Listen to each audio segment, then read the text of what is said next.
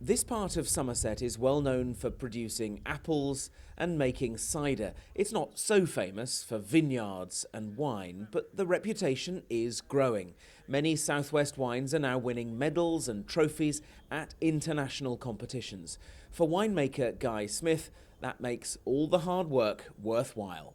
It's actually the best time of year because you've done all your work all winter long in the cold and the rain and the freezing temperatures, and all of a sudden you get this wonderful sunshine coming up, and this is when the buds finally start to come up, and they're really quite beautiful. You see these green shoots coming up across the whole of the vineyard. And each of these buds will be a bunch of grapes, will it? Hopefully, yes. I first visited Guy just after he'd planted this vineyard back in 2009. Then it was totally untested. People in the wine trade had told him he must be mad, but he saw potential in the soil on this south-facing slope rising up from the Somerset levels. It seems like an eternity ago, and it also seems like just yesterday. So it's been a lot of work.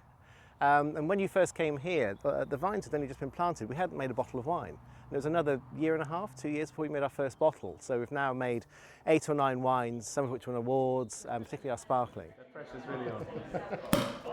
There we go.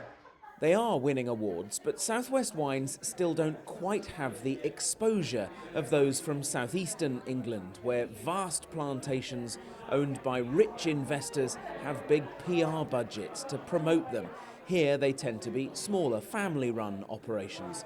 A group of producers from Cornwall, Dorset and Somerset have brought their wines to this fair in Bristol to show them off to traders, retailers and restaurateurs. I think it's a unique selling point. I think a lot of people like the fact that we're supporting kind of local businesses.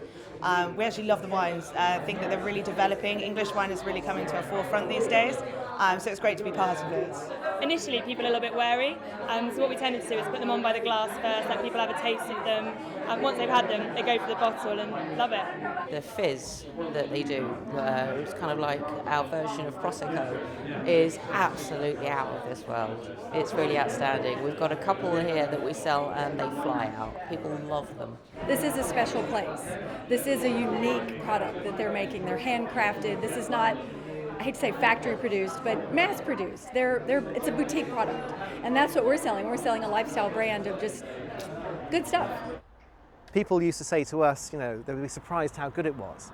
And now they're actually surprised if it isn't good. They expect English wine to be extremely good. In international competitions, it's now, it's world class. People like to buy food and drink produced locally, but they're not buying this wine just because it's local. They're buying it because they think it's really good. And that's why its reputation is growing around the world. Bob Cruz, ITV News.